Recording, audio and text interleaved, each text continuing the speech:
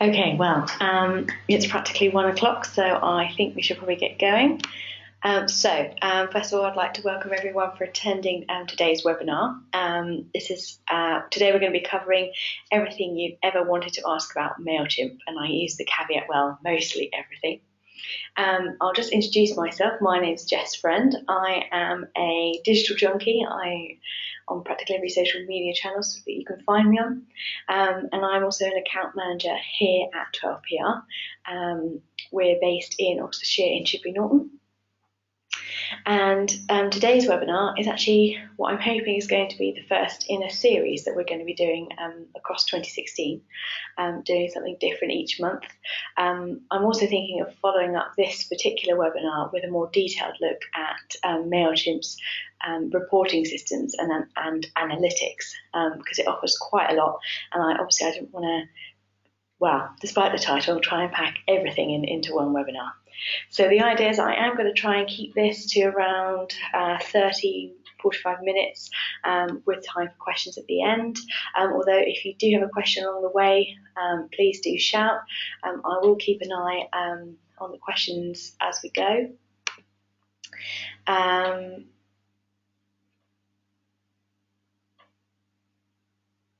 Yeah, so I think we'll kick off.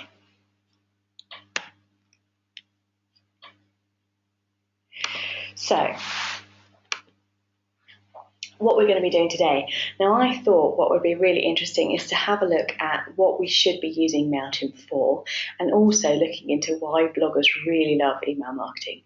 And then we're going to cover some basics, getting set up on MailChimp, how to manage your lists, and what to do if you don't have a list, sending out an email, and I think emails, probably simplifying that a bit. It's not really an email, it's more of an e-shot, an email marketing newsletter, something along those lines. And at the end, as I mentioned, I've got a section for asking me a question, and if I don't know the answer, I will find out for you. So what I can do is you can drop me a line. If I don't know the answer, I will follow it up. Now, the other thing I would add is that if you have any questions after we finish the webinar, I mean, that's always the way. You always get home, you think, oh, damn it, that's what I meant to ask.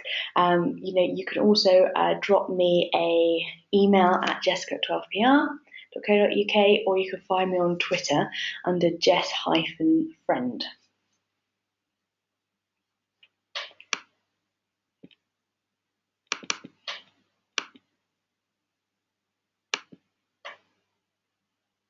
Okay, right. Moving swiftly on. So when we think about what we should be using MailChimp for, really its main purpose is for building lists and building mailing lists. These could be blog or newsletter subscribers. They could be customers or clients. They could be company staff or group members. It's really whoever you want to keep in contact with. For example, if you're a trade association, you might have a number of company members that you want to communicate with, and you can use that. Or you can use MailChimp to communicate with those. Or if you're a newspaper, you can use that to collect subscribers, so on and so forth. But really, ultimately, building a mailing list allows you to utilize email marketing.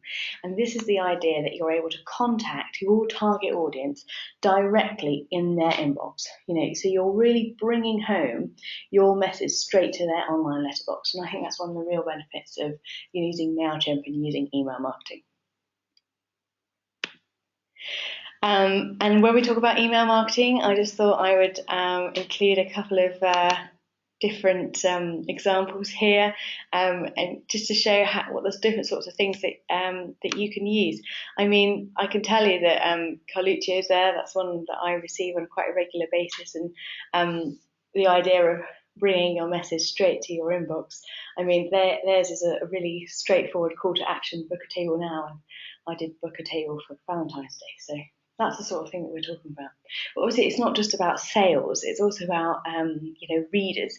An example there from the Construction Inquirer. That's an example where they're bringing you a news bulletin right to your inbox.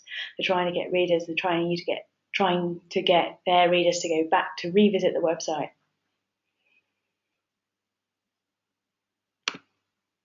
Okay, so looking at why bloggers love MailChimp. Now, I've discovered and I found that bloggers quite frequently use MailChimp to capture subscribers, just like the travel hack here. This is one of my favourite blogs. And when you see these crazy popular bloggers talking about how they rake in the cash, it's really because they're making their mailing lists work really hard for them. And when I mean they're making them work hard, they use their mailing list as a resource to promote other products. And that's for a lot of bloggers how they make their money, not just through advertising, but also through the other services that they provide. With the example of the travel hack here, I know that Monica Stott is also a social media consultant and is also an online marketing consultant. So she'll often use that as a way to promote her other services. But a particular example that she's got here is a new course that she's promoting, the Professional Bloggers Collective e-course. And I know in the example here it's offering actually a free place. But by offering a free place to her staff, to her readers, she's also promoting the course that people will sign up and pay for. So we'll get down to the nitty gritty. Be looking at the getting started on MailChimp. So when you go to MailChimp and you go online, getting started on MailChimp, this is the first screen that you see. You can see that you can sign up for free.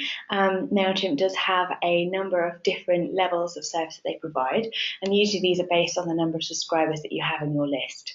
And I believe that if you have up to about 2,000 subscribers, then you can have a free account. And there's not a great deal of difference between free and paid for accounts in as far as the different level of service that MailChimp offers. One of the main differences that I can think of the top of my head with like a paid for account is the ability to integrate maybe a Google e-commerce statistics and analytics into MailChimp. That's just one example. Okay, so once you've got your free account, this is what the MailChimp dashboard looks like. So welcome to your dashboard. The main thing to bear in mind is that your control panel is at the top here, where you can see that cheeky monkey face. You've got campaigns, templates, lists, reports, and automation. Now, in today's webinar, I think we're really going to look at the campaigns, templates, and list part, and maybe I think we'll follow up with another webinar on the reports and automation side. Now, the main thing that you're looking at here is an overview of all the recent campaigns that you've sent out. You can see on the left-hand side, just under where it says dashboard, it says very helpfully, recently sent campaigns. You can see that the latest campaign, one of the latest campaigns that we've sent out here at 12 was a 12th night Christmas competition that we did. This is something that we did for our main clients, and we were just sort of cheering up January with a sort of a PR-related quiz and a goodie prize. So you can see that it was sent to 180 subscribers. That's the number of people on our list. You can see what the list is called, which was 12 PR 12th night competition, and you can also see the subject line of the email, as well as the delivered date. Now, I think probably what's most interesting on this dashboard is the open and click figures. Now, 52 opens. That basically means of our list, our email was opened 52 times. And when we talk about 16 clicks, that means that we had 16 people click on individual links in our email. And what is also quite interesting is that it does give you both a list average and an industry average. Now, the list average, that is calculated on the number of times that you send an email to your list, whereas an industry average is a figure that MailChimp has calculated depending on sector. So you can see that we were quite pleased with our opens. For our industry average of education and training with 16.3%, we had quite a good open rate with over 30% there. do bear with me, because unfortunately I don't have a administrator with me today, so I'll be keeping an eye on the questions and running the presentation at the same time. So do bear with me. In fact, it might just be easier if we keep our questions to the end of the presentation, and that way I can get all the information out there and we can go back to any particular parts at the end. All right, okay, so that's your MailChimp dashboard. Now on to the nitty-gritty, the managing the lists. So for managing lists, there's some basic information that you're going to need to input. Things like you're going to need a list name, you're going to need a default from email, default from name, and you're also going to have to remind people how they got on the list, as well as your contact information. Now, probably of all that information that you're going to provide, the most important part is the reminding people how they got on the list. And this is where you will remind people what connection they have for you. So for example, it might be, are they a client or a customer of 12PR? Or it might be that they signed up for a newsletter, or they signed up for a blog, or they've signed up for a webinar like today. And this is really one of MailChimp's strict rules on when you're building your list, because obviously all your people on your list have to have opted in. And I've just shown a screenshot there of where you can find the create a list function, because although MailChimp is fairly intuitive to use, one of our main issues is sometimes the most basic functions can be a bit hidden. So that's why I've circled the create a list grey box there in the top right hand corner. And to find the create a list page, you would go to your list in your navigation section and then go to the create list in the top right. Okay, so we've definitely got that covered.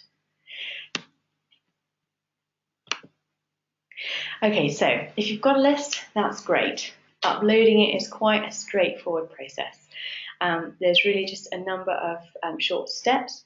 The first one is you go again to go to your lists. Then you've got the manage list screenshot, which is the one on the left. Then it says add subscribers, and you've got two choices. You can either add a subscriber individually. That's great if you've already got a list established, or import subscribers, and that's where you're going to import a whole load of subscribers together. And you've got two ways of doing this. You can either save your contacts as an Excel spreadsheet, which is saved as a .csv file, and you upload that straight to MailChimp.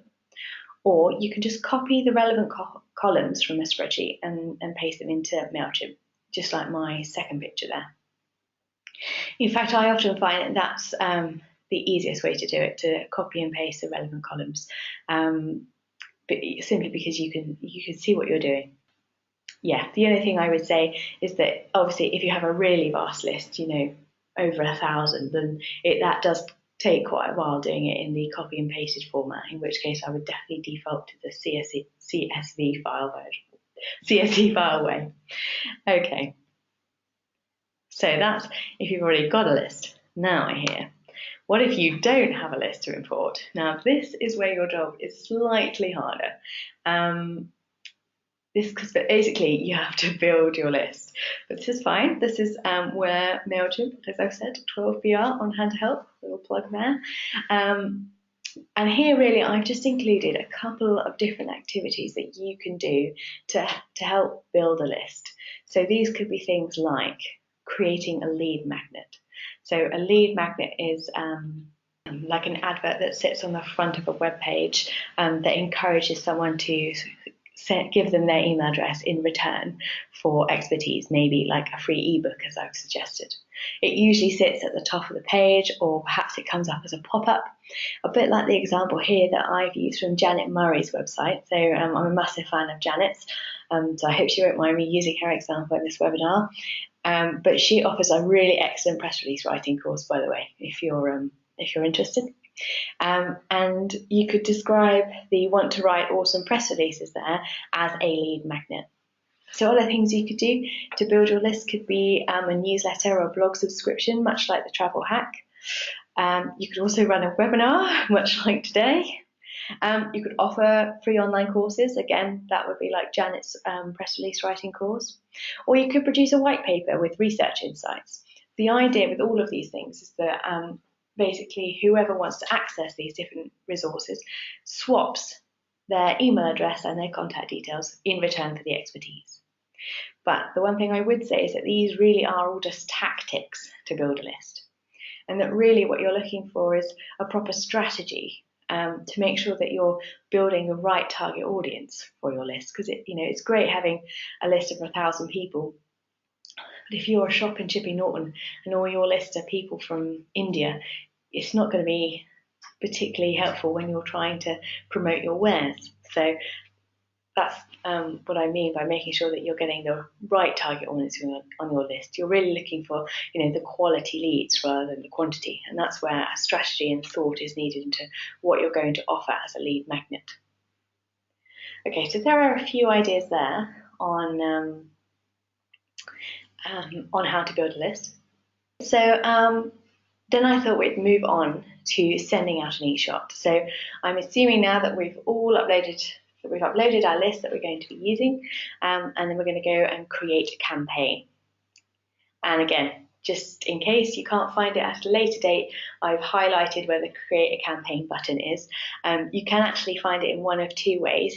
It's always on the front of your dashboard, and you can always go back to your dashboard by clicking that cheeky monkey, or you can hit the campaigns tab, which is the first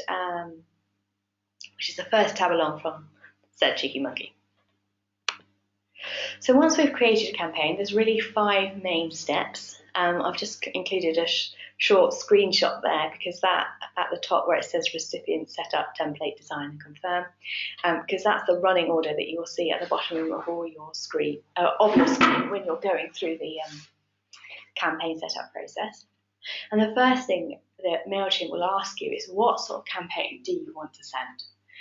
You've got 4 different options. You've got a regular campaign, a plain text, A/B testing, and an RSS feed.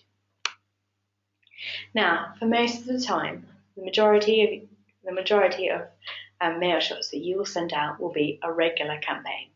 And when it talks about a regular campaign, what it means is it's an email that includes color, pictures, photographs, general HTML.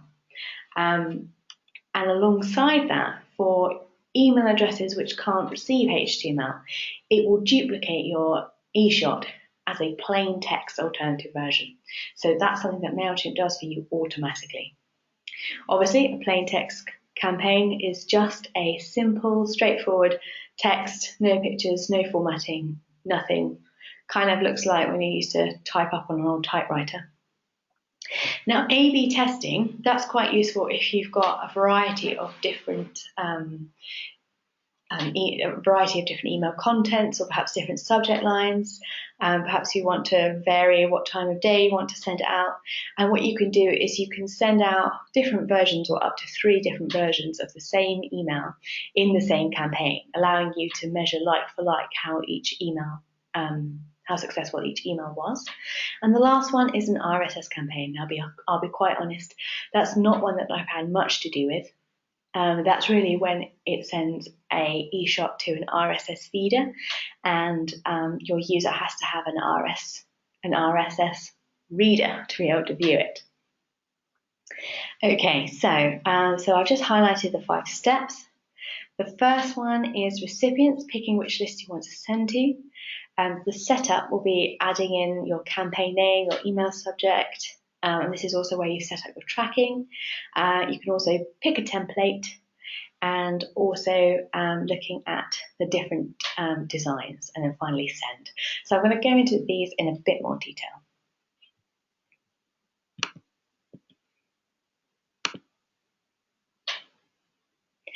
Okay, so this is the first screen that you see when you're setting up your e-shot. You can see on the left-hand side there, you've got name. So there we've got the 12th day of Christmas quiz. And as this was a test that I was doing, that's why it says copy 1. You've also got the email subject, Today is the 12th day of Christmas. Beat the January blues. Take part in our 12PR quiz.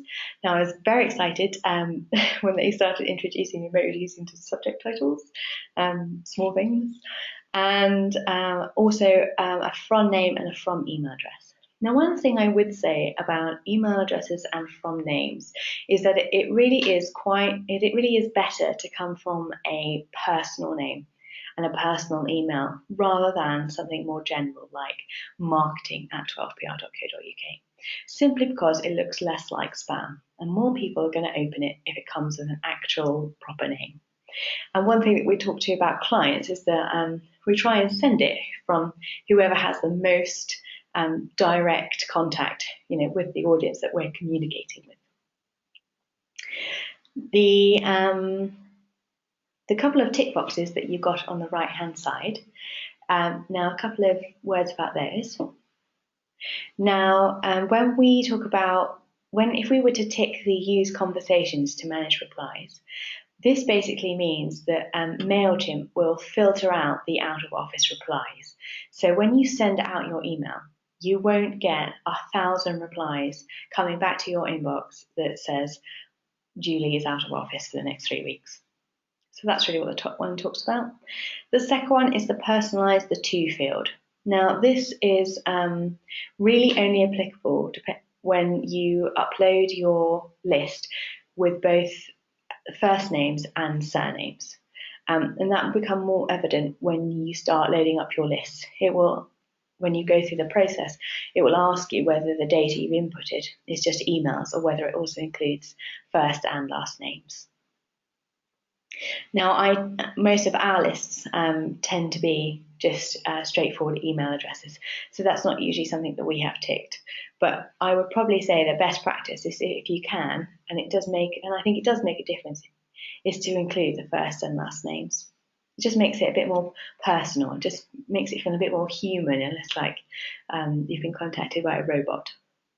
So tracking, I thought I might mention a few words on this. Now, the main things that we will track at 12 is tracking opens, tracking clicks, and tracking plain text clicks. And this is also relates back to what we saw on the main homepage dashboard.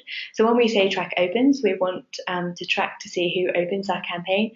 And not only can we see the number of clicks that we've got, but we can actually see who opened it. And the similar goes for tracking clicks. We don't just want to see the number of people that have clicked on the link that we've included in our eShop, but we actually want to see who's clicked. And the same goes for the plain text clicks.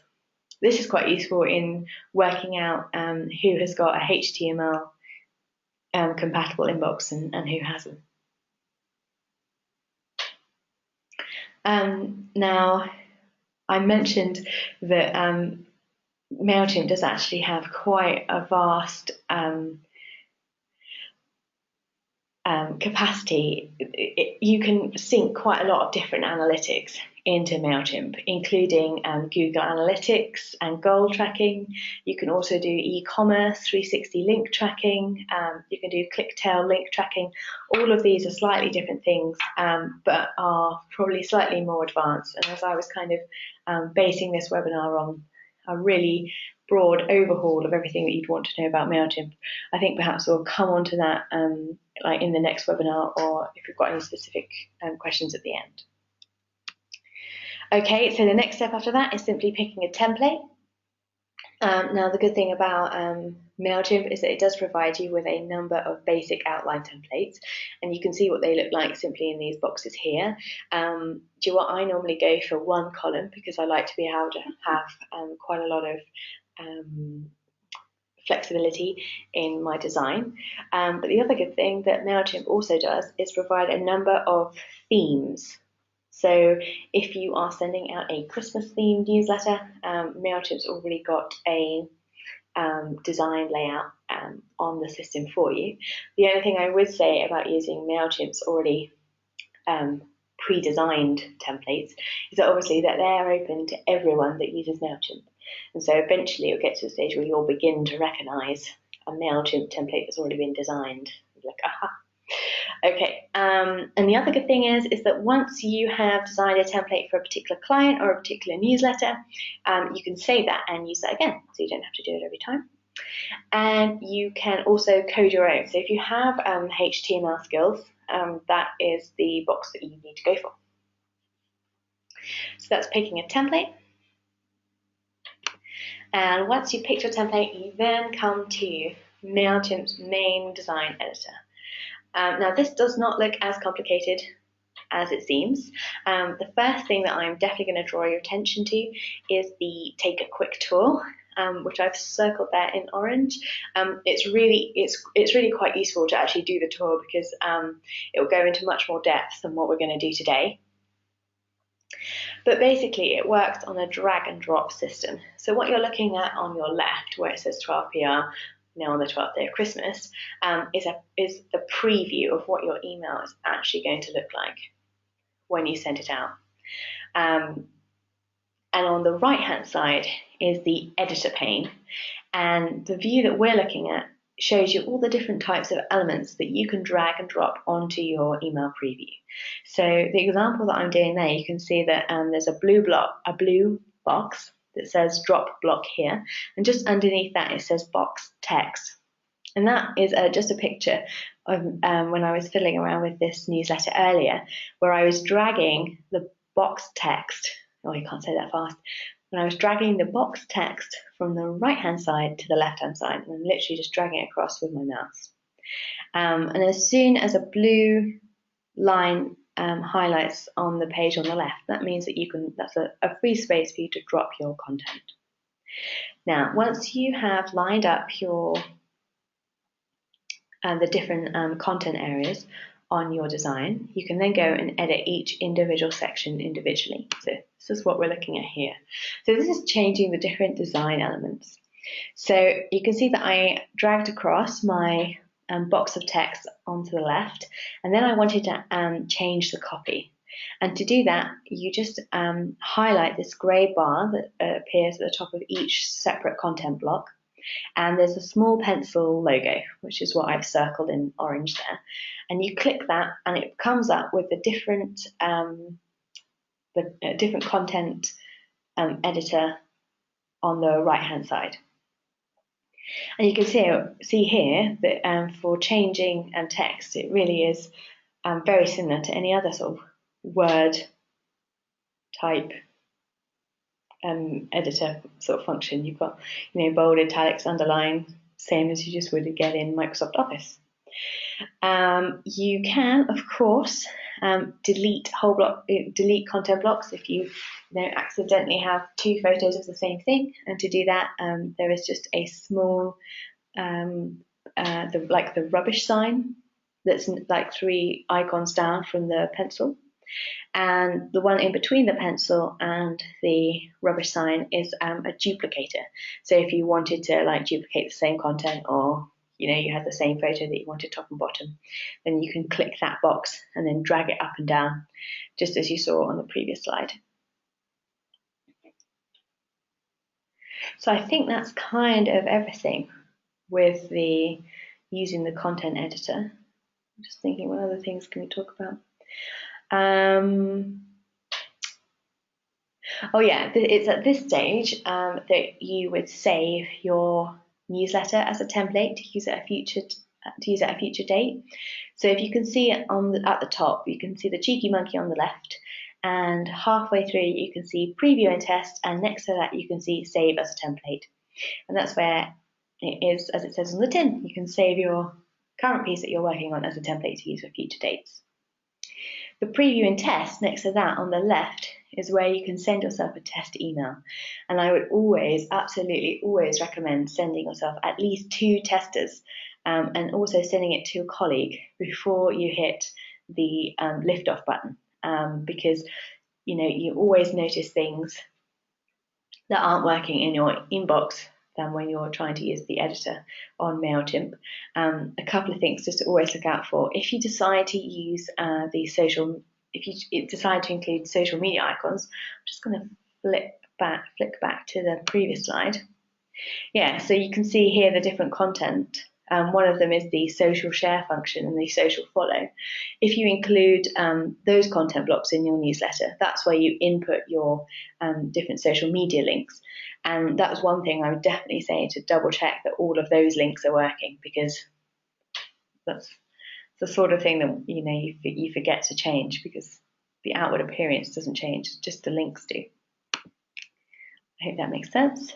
Okay, so you've put in your content for your content block, you hit save and close, you're happy, you've done your 2 testers, and then you are ready for your next step,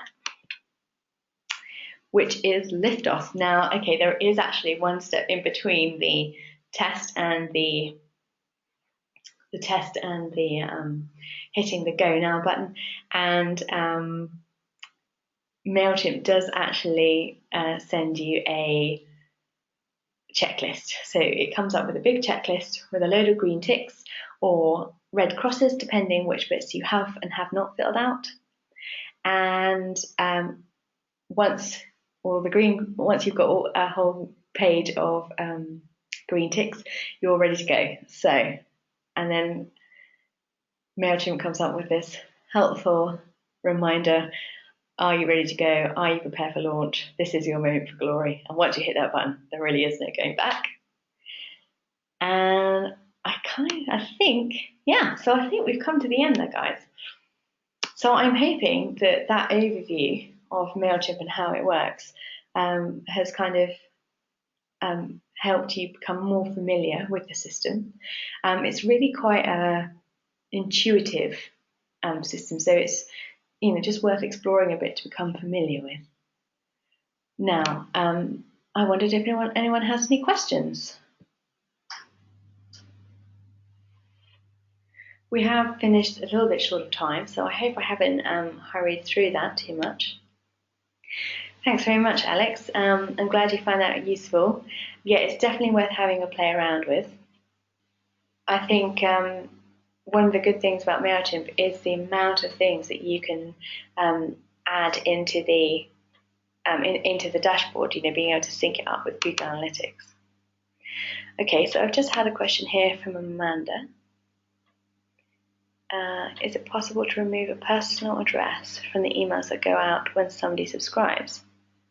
I was a bit late, so sorry if I missed this one.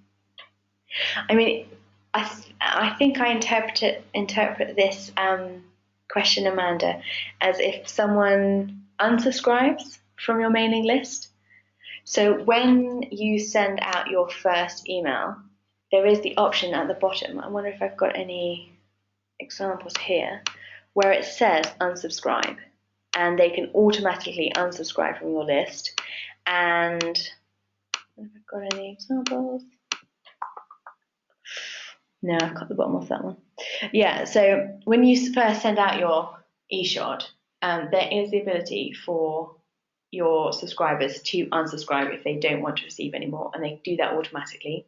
And their email address is automatically taken off your list. And the other good thing about MailChimp is that MailChimp will keep a record of everyone who's unsubscribed, and so you can help keep your list clean that way. I hope that's sort of answered that question, Amanda.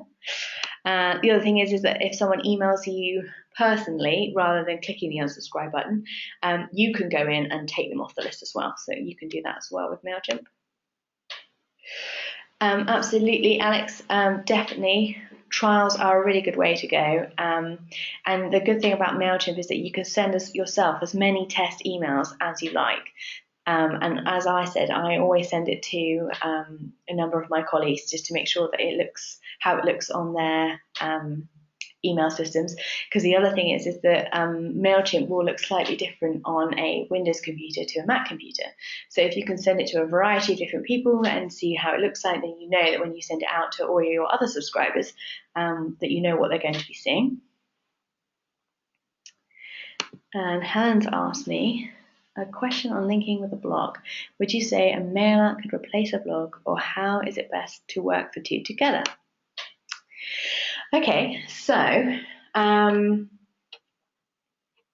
think quite a good example of that actually is the travel hack.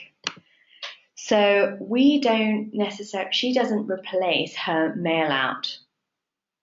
So she only sends out in her mail out just a snippet of the whole blog. So she'll include the titles and the first couple of paragraphs, and then a link to the website. So I personally think the two work quite well together in that way, rather than one replacing the other. Of course, it also comes back to what your objective is. I mean, if your objective, we've been working with a client, for example, that wants to increase traffic to their website. That's the goal, because they want more people to utilize the different tools that they've got on their website. So we use the mail out to increase traffic to the website, and that's kind of what the travel hack does. She wants people to read not just that one blog post, but she wants them to spend time on the website reading others. So there's probably not a great deal of point for her including the whole blog's post in the mail out. However, if you're a company that's perhaps just trying to increase sales, and the main way you do that is through getting sales telephone calls, including trying pushing people to your website is probably not very productive. What you actually need to be doing is getting that phone number directly in the mail shot that you're sending out. And that way, you're reaching your goal that way. So I hope, Helen, that kind of helps with that question a bit. Is there anyone that I've missed? Oh, great, thanks, Helen. We can work on Mac. So, okay, another one from Alex. Okay, that was a question. We work on Mac, so can you repeat what you said? If we send from a Mac using MailChimp, will everyone see that same newsletter image we've set up on a Mac in the same way? Okay, so the thing about working with MailChimp and working with working MailChimp on Windows and Macs, you should see MailChimp on a Mac the same way as you should on Windows. But it's when it's received that things can change. Because what we have found is that sometimes when you receive MailChimp in Windows, it's formatted slightly differently to the way it's formatted on someone who's received it on Mac. To complicate it even further, if you're using Microsoft Office or Microsoft Outlook on Mac, sometimes that can look different from someone who's using Microsoft Outlook on Windows. So the thing is that if you can find a couple of people who fit those different categories, it's just more of a foolproof way of knowing what your recipients are receiving. The other thing I would say is that MailChimp also has a real wealth of information in their help guide about using MailChimp on various different systems. So I would definitely point you in their direction for more information on that subject. But if that hasn't answered your question, I could do a bit more digging for you, Alex. One from Stephanie. I have subscribed to my blog. Is it possible to integrate a MailChimp sign up with a WordPress.com blog? Absolutely. And I have recently done this, so I am very excited to tell you about an excellent plugin called MailMunch. That is, it's not from the developers of MailChimp, but it's integrated with MailChimp. And I have found that it also provides some really handy add-on features. So that's MailMunch, and that's a specific WordPress plugin. And what I found is that it will also help generate like a pop-up, like a pop-up to say, please sign up to the blog. And you can also use that to create a widget to go into your WordPress, and you can put a widget in your sidebar or your footer. So I definitely say look up MailMunch. The other thing you do have to do is you have to sign up to MailChimp beforehand, make setting up MailMunch more straightforward. And again, depending on what level of integration you want, MailMunch is free to use, but if you are getting thousands of subscribers, then you do have to pay for the service. I hope that helps, Steph. Yeah, so to answer your question, Alex, I would suggest a test with people using different computers. Absolutely. Is there anyone that I've missed? Yeah, we've talked about how to remove unsubscribers. Actually, another thing that's probably quite interesting to know about when loading your lists is that if you've got any duplicate email addresses, MailChimp will dedupe your list for you and will send you an email very cleverly with all the repeat email addresses that you have. What else can I say about list management?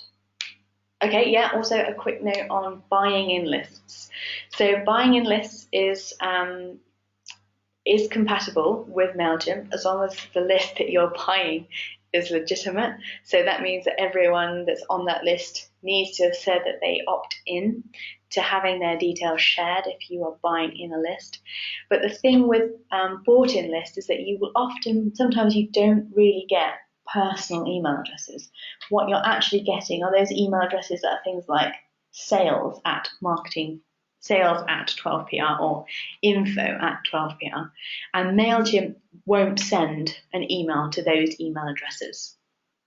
It cleans those out because they know that they are more general email addresses and they are not personal emails. Oh, great, Alex, I'm pleased that you look forward to the next webinar. I hope some of you will be able to join us. I think we'll definitely do something looking at more in depth for MailChimp and reporting. Is that something that would be of interest to our webinar readers today? Yeah, okay, good. Okay, so we've got a few more minutes if anyone else has got any other questions. Yes, please. Okay, yeah, so the webinar on MailChimp reporting, I think that's what we'll be doing next then. So we'll try and do that before the end of the month. So that'll give you a few weeks to have a go with MailChimp and find out. And the other thing that we can also do is if you do have any questions that come from playing around with the system that you don't really know how to correct, or you don't really know what you're doing, then we can also look at those in the next webinar too. So I'll tell you what, I will put up my contact details. Do look me up on Twitter. I'm always really interested to know how everyone gets on. You can see it there. I'm Jess_friend. Friend is my real name, unlike the Curry House, which seems to think it's a prank every time I call up. I think. Oh, and I'll mention the handouts. There's a copy of all the slides from today in the handouts bar on the GoToWebinar dashboard. So you should be able to download those. And I'll also be sending around a recording of this webinar for future use. And of course, you can always find it on the 12pr website. And so I'll just plug us again there. 12pr, we're based in Chipping Norton. If you need any help with building your lists in particular and thinking of strategies for reaching the right target audience, then you should definitely give us a shout. The other thing is, if you're local, our door is always open and the kettle is always on. So do come and say hello. So I think if no one's got any more questions, then I'm going to call it a day there and let everyone get back to their lunches.